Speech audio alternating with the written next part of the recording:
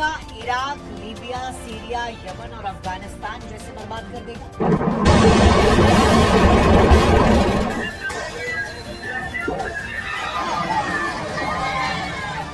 देखिए, ये सवाल आज दुनिया के हर उस इंसान के मन में है जो अंतर्राष्ट्रीय राजनीति को समझता है, और खासकर जब ईरान के सबसे शक्तिशाली नेता अयतुल्लाह अली खामेनी की मौत की खबर आई है। जिस तरह से उन्हें मारा गया है, उनके खानदान को खत्म कर दिया गया है, उनके फौजी साथियों को निस्तनाबूद कर दिया गया है, उसके बाद सवाल ये उठ रहा है कि क्या अमेरिका अब ईरान को भी बाकी खाड़ी मुल्कों की तरह बर्बाद करेगा?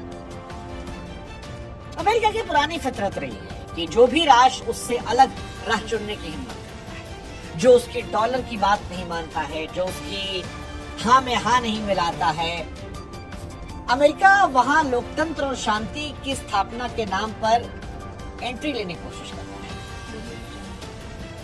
कई बार वो वहीं के लोगों को भिड़ा देता है, और कुल मिलाकर जो अमेरिका के साथ नहीं है, उस हंसते खेलते देश को वो तबाह करता है।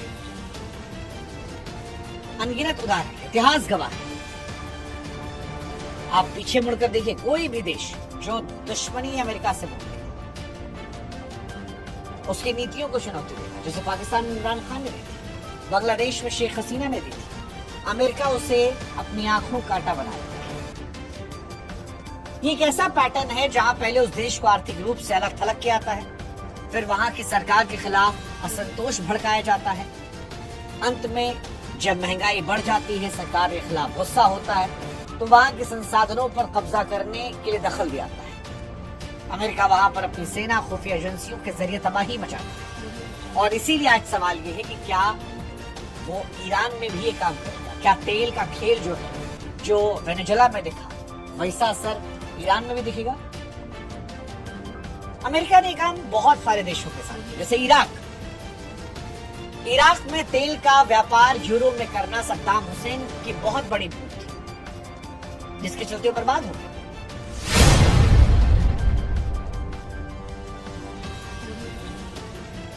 इराक की बर्बादी कहानी साल 2003 के हमले के बाद शुरू हुई, जिसने मध्य पूर्व का चेहरा बदला।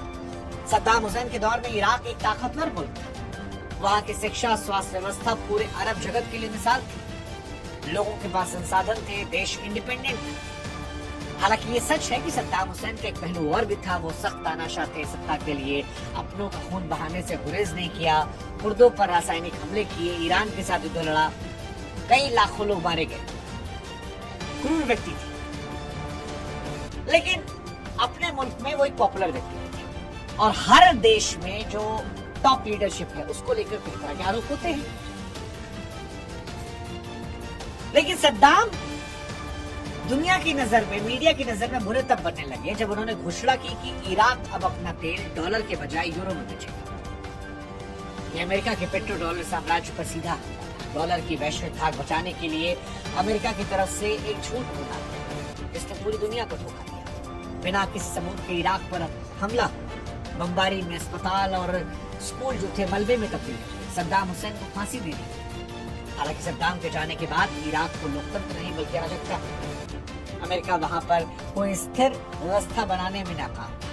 शिया और सुन्नी के बीच में खूनी संघर्ष हुआ, और यहीं से ISIS जैसे खतरनाक आतंकी संगठन पैदा हुए। आज इराक के पास विशाल तेल भंडार तो है, लेकिन वहां के आम नागरिकों के पास बिजली, साफ पानी, सुरक्षा जैसी बुनियादी चीजें नहीं है। इतिहास का वो जख्म जो बताता है कि अमेरिका की दुश्मनी एक पूरी सभ्यता को बर्बाद कर देती है। और इराक अकेला देश नहीं है। आप लीबिया की बात कीजिए, लीबिया में क्या गोल्ड दीनार का सपना गद्दाफी की मौत की वजह बना?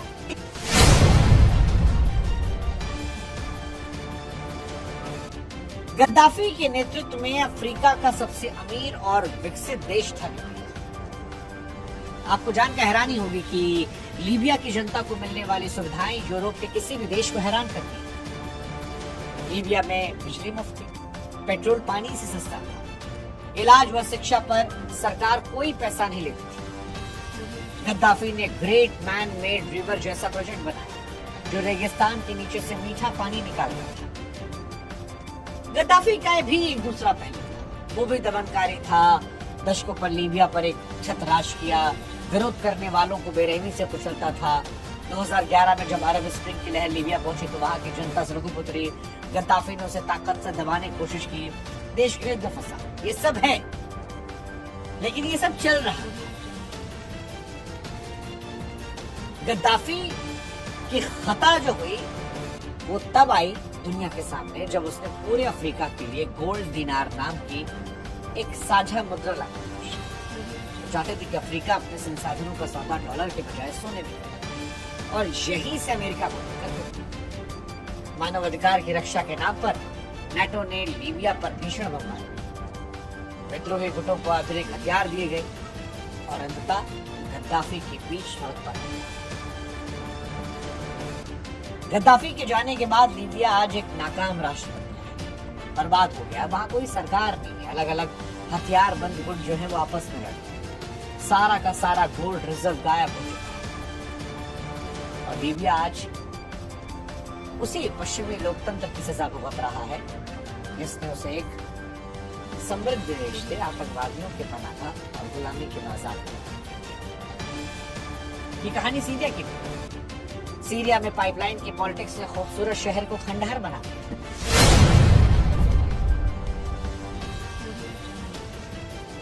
हाँ, सीरिया की बर्बादी का खेल सिर्फ एक शासक को हटाने के बारे में नहीं था। ये बड़े देशों के स्वार्थ और पाइपलाइन की पॉलिटिक्स से आती है। सीरिया कभी अपनी संस्कृति, खूबसूरती, ऐतिहासिक इमारतों के लिए मशहूर था, लेकिन फिर उसकी भौगोलिक स्थिति उसको दुश्मन थी। कतर से यूरोप पर एक गैस पाइपलाइन बिछाने की योजना थी जिसे बशर अल असद सरकार ने अपने पुराने साथी रूस के हितों को देखते हुए रास्ता देने से बस यही इनकार था कि सीरिया को अस्थिर करने के पट्टे था। 2011 में जब जनता ने आजादी और सुधारों की मांग की तो असद सरकार ने उन्हें आतंकवादी के कैद से हटा दिया। देश में युद्ध बढ़ता, अमेरिका सहयोगियों को मौका मिला, विद्रोहियों को हथियार, पैसा दिया। दूसरी तरफ रूस और ईरान ने असद सरकार को बचाने के लिए सेना उतारी। देखते ही देखते सीरिया जो था वो महाशक्तियों का अखाड़ा बन गया। प्रॉक्सी वॉर में सीरिया के कई शहर मलबे के ढेर में बचे, करोड़ों लोग शरणार्थी बनकर दूसरे देश में अंतर की ठोकरें खा रहे। अमेरिका ने दावा किया कि ये सब आतंकवाद खत्म कर देंगे, लेकिन सच ये है कि उसने सीरिया के सबसे उपजाऊ तेल क्षेत्रों और गेहूं के भंडारों पर कब्जा किया। आज भी वहां के संसाधनों से लूट जारी है। सीरिया की त्रासदी दिखाती है कि जब सरकार अपने लोगों के खिलाफ खड़ी होती है तो बाहरी ताकतों को मौका मिल जाता है और हंसता खेलता देश बारूद की भीड़ चढ़ती है। ऐसी कहानी अफगानिस्तान की है। 20 साल अमेरिका वहां रहा, 20 साल।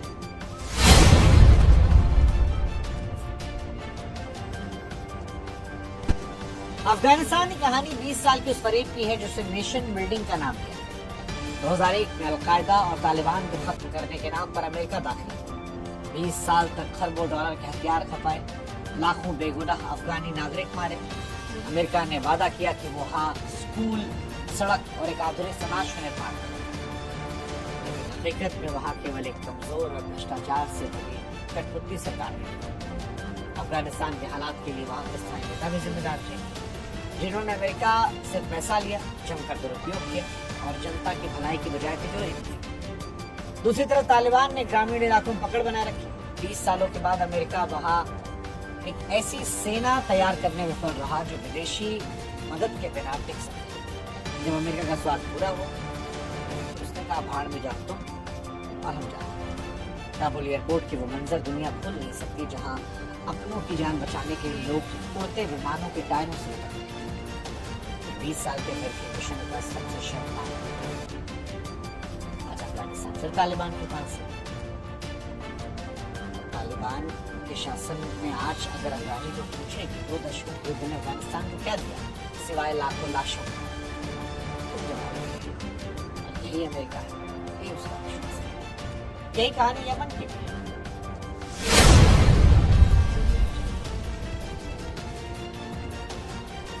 यमन की कहानी की बर्बादी इसलिए दुखद है क्योंकि ये दुनिया की आंखों के सामने हो रही है। खामोश है।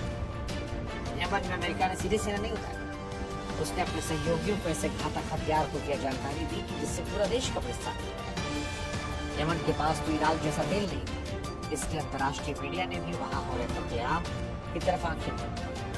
यमन के हालात के लिए होती और क्षेत्रीय शक्ति जिसमें सऊदी और ईरान उनके बीच में संघर्ष जिम्मेदार है।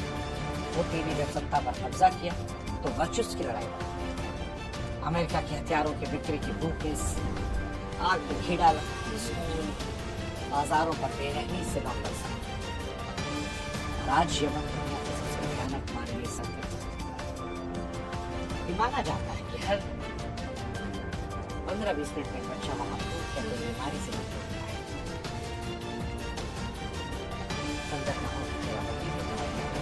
पहुंचता नहीं। अमेरिका ने कोई खास कोशिश वहां ठीक करने की। यमन वेस्ट के हिपोक्रेसी में कुल मिलाकर कहे तो सारा खेल जो है वो अमेरिका के हित और डॉलर का है। सेकेंड वर्ल्ड वॉर के बाद अमेरिका ने दुनिया को एक ऐसी आर्थिक व्यवस्था में जकड़ा जहां दुनिया का सारा तेल सिर्फ डॉलर में खरीदा जाएगा। इसका मतलब ये है तेल किसी देश को खरीदना पहले डॉलर का। अमेरिका सिर्फ कागज का टुकड़ा छापता है, पूरी दुनिया पीछे भागती है क्योंकि उसे अपनी अर्थव्यवस्था चलाने की ऊर्जा की जरूरत है। दुनिया के कुल विदेशी मुद्रा भंडार का लगभग 60% हिस्सा डॉलर में है और ये व्यवस्था अमेरिका को बिना कुछ किए दुनिया पर राज करती है। जब कोई इसके खिलाफ जाता है, कोई स्वाभिमानी देश अपनी शर्तों पर अपनी मुद्रा में व्यापार करने की बात करता है तो उसका हाल सद्दाम हुसैन गद्दाफी जैसा होता है। ये अमेरिका है। कोई देश जैसे ही थोड़ा दाएं बाएं होगा उसे तानाशाह आतंकवादी का मीडिया है प्रोपेगेंडा खेल करके उस देश को बदला। आज रूस और चीन जैसे देश अपनी मुद्राओं में व्यापार को बढ़ावा देकर चुनौती दे रहे हैं और अमेरिका की बौखलाहट आपको दिखती है। हिंदुस्तान के केस में देखा आप बौखलाहट रूस से। अब सवाल ये है कि ईरान को क्या वो बर्बाद करेगा। ईरान के मामले में थोड़ी रणनीति है क्योंकि वो जानता है कि ईरान इराक या लीबिया जैसा कमजोर शिकार है। ईरान के पास एक संगठित सेना है, फिर भी हालांकि हमने तो मार दी, लेकिन फिर भी जो ईरान के साथ अमेरिका कर रहा है उससे आप आर्थिक आतंकवाद कर सकते हैं। कड़े प्रतिबंधों के जरिए ईरान की मुद्रा को इतना कमजोर किया गया कि आम लोग सरकार से नफरत करते हैं। वहां के मरीजों की दवाओं पर असर पड़ता है जो दवा तक नहीं खरीद सकते। ईरान पर सिर्फ आर्थिक नहीं बल्कि तकनीकी हमले, वैज्ञानिकों पर निशाना, कंप्यूटर सिस्टम पर साइबर अटैक। अमेरिका की असल नजर ईरान के विशाल तेल और गैस भंडारों पर है जो इन्हें नियंत्रण में लेना चाहता है। चाहता है कि ईरान में कोई ऐसी कठपुतली सरकार आए जो वॉशिंगटन के सारे बनना चाहिए। खामनोई के बाद नेतृत्व के बदलाव की स्थिति में अमेरिका पूरी कोशिश करेगा कि वहाँ गृहयुद्ध जैसी स्थिति पैदा हो। अब ईरान को समझना है कि उसे बर्बाद होना है या नहीं। ईरान की डबल लड़ाई है, बाहर अमेरिका इजराइल से, अंदर अपने दिल के लोगों से। ईरान समझा तो ठीक है, उसका हाल भी इराक, सीरिया, लेबनान जैसा हो जाएगा। सवाल इसलिए दुनिया पूछती है, क्या इतिहास खुद को दोहराए? क्या दुनिया एक और महान गौरवशाली राष्ट्र को बलने देगी? इतिहास बार बार चेताता है, बाहरी हस्तक्षेप आज तक किसी भी देश के लिए खुशहाली या शांति नहीं लाया है। इराक की तबाही हो, लीबिया की अराजकता, सीरिया का लहू, अफगानिस्तान का धोखा, हर बार कहा ऐसा कोई सगा नहीं है जिसको न खाता न वही अमेरिका की। अमेरिका अपने निजी हितों के लिए कुचलता रहता है। अब दुनिया को भी समझना है कि अमेरिका जो उधार की बात करे या दूसरे देश में सेना भेजे तो उसका मकसद वहाँ के लोगों का भला करना है, बल्कि make America great again. Iran आज कैसे अपनी परेशानी से गुजरता है, यदि वहाँ के लोगों को शिकार लड़े तो ईरान का नाम भी इन्हीं देशों में इतिहास हमें सिखाता है अपनी आजादी की रक्षा खुद करनी पड़ती है, वरना आजाद करने वाले अपने दुनिया से और एक तबाही होने से